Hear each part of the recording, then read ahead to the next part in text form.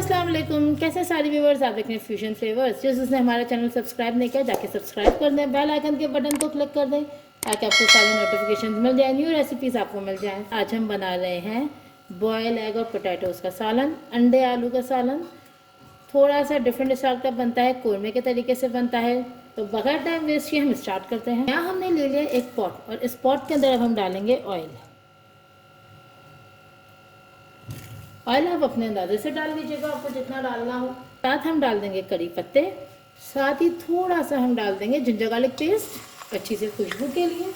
और बगैर time waste किए हम यहाँ डालेंगे हरी मिर्चें, ग्रीन चिलीज। ये देखें हमने 2 ग्रीन चिलीज ऐड कर दी इसके अंदर। इसको अच्छा सा हमने मिक्स किया है। इसके अंदर अब हम ऐड कर देंगे ये ग्रेटेड टमाटर, हमने पहले से ग्रेट करके रखे हैं। ये देखें आप, ये हमने यहाँ पे जो गरम तेल में टमाटर डाले थे, लहसुन अदरक डाला था, हरी मिर्चें डाली थी, बस हल्का सा मिक्स किया है क्योंकि टमाटर तो ऑलरेडी जो है वो ग्रेट हुए हुए थे, कद्दूकश हुए हुए थे, तो इनको ज़्यादा आपको गलाने की ज़रूरत ही नहीं है। साथ ही अब हम इसके ऐड कर देंगे आलू। यहाँ पे मैंने आलू 2-3 ले लिए हैं। 1 टीस्पून डालेंगे लाल मिर्च का पाउडर, 1 टीस्पून डालेंगे नमक, गरम मसाला पाउडर बिल्कुल ही कम सा, थोड़ा सा धनिया पाउडर डालेंगे 1 टीस्पून, हल्दी डालेंगे 1/4, लास्ट हम डालेंगे ज़ीरा पाउडर 1/2 टीस्पून। इसको अच्छे तरीके से हम मिक्स कर लेंगे, अच्छा सा मसालों को। इसका फ्लेम है, इसकी आंच, इसको हम हल्का कर देंगे थोड़ा सा और इसको सिर्फ 2 मिनट के लिए हम कवर कर देंगे। मसाले आलू सब एक साथ हो जाएं ताकि ज़रा अच्छी से खुशबू निकले मसालों की पकने की। फिर हम इसके अंदर ऐड कर देंगे पानी।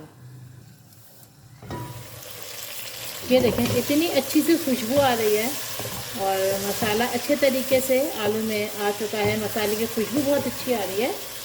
अब हम इसके अंदर ऐड कर देंगे पानी। ऑलमोस्ट 1 गिलास पानी मैंने ऐड किया है। अच्छा, मैंने यहाँ गरम मसाले यूज़ नहीं किए हैं, साबित गरम मसाले।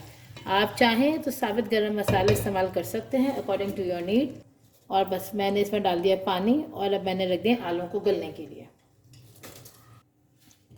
आलू यहाँ पे हमारे गल चुके हैं। अब हम इसके अंदर बाकी चीज़ें डालेंगे, इसको बाकी प्रोसेस करते हैं इसका फटाफट बगैर टाइम वेस्ट किए। ये देखें यहाँ है हमारे पास ब्राउन प्याज, जो मैं पहले से करके रखती हूँ, अमूमन मेरे पास होती है। अब हम इसको चॉपर में डाल के चॉपराइज कर लेते हैं।